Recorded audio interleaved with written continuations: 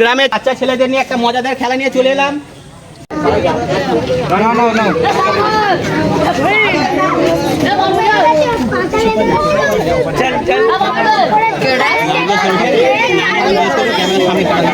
খেলার নিয়মটি হচ্ছে 10 পা ঘুরে হচ্ছে যে প্রাইজটি নিতে পারবে হচ্ছে 3টে প্রাইজ আছে, 3টে প্রাইজের মধ্যে যে 3 জন নিতে পারবে সে প্রাইজটি তার।